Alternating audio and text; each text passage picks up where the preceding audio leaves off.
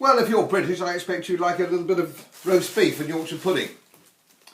Of a Sunday lunchtime, maybe perhaps a little bit of lamb. But I think the important thing here is that we keep our attention on animal welfare and animal compassion beyond the farm gate. What do I mean by that? Well, you watch Countryfile, perhaps. Townspeople watch Countryfile. And they make great play, and quite rightly so, of the health of the animals and the treatment of the animals. Very compassionate.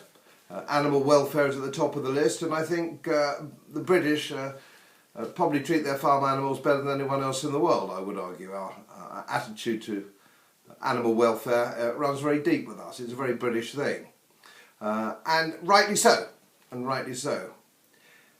Now, what I'm bothered about is that there is an increasing amount of halal meat, non-stunned meat. Means that the beast, when it leaves the farm, is just strung up with its throat cut, which some of us regard as barbaric. Now, I'm not talking about politics or religion here. I'm leaving that aside. I don't want to get involved in politics or religion. What I want to get involved in is your right to know. Now, there's a massive increase in this kind of butchering at the moment, and you don't know what you're buying. Now, if you go into Tesco's, you go into Sainsbury's or Morrison's, there'll be a big sign saying halal meat. Some of these big chains actively boast that they do their butchering in this way in order to sell their products to a certain clientele who want that kind of butchering. And there we are. And we live in a mercantilist world, don't we? And they've got their shareholders to please, so be it. But they're under no compunction whatsoever to tell you on another stand that meat hasn't been butchered in the same way. So they're not obliged to tell you. So this gap now is increasing, is it not? This gap is increasing from the farm gate to here in your kitchen of a Sunday lunchtime. There's a gap. There's a gap. And I've started a campaign with some friends of mine who are butchers and smallholders, likewise, to get this together to make sure that meat is labelled accordingly. You know the provenance of that meat you're buying, that beef or that lamb that you're buying, which there's no compunction for anybody to show you at the moment. But I can't do that without your help. You see, I can't do that without your help. We need your help. You're our ambassadors.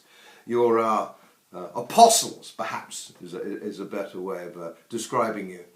We need you to write to the CEOs of these big butchering chains and these big retail outlets. We need you to write to them and say that you demand to know exactly the provenance of that meat. You want to know whether you're buying non-stunned meat or not. You're right to know. Now, we've got a website together. The young chaps I'm working with, they know all about websites, clever chaps, and I think you'll be impressed by it. And don't worry, there's no horrific pictures there or anything like that. It's just how you can help us, how you can get on side. Now, I know you care about this. I know you care about this. So help us to help you. Get on side, look at the website, help us please, because we're going down a very slippery slope here. You're right to know. You have a right to know.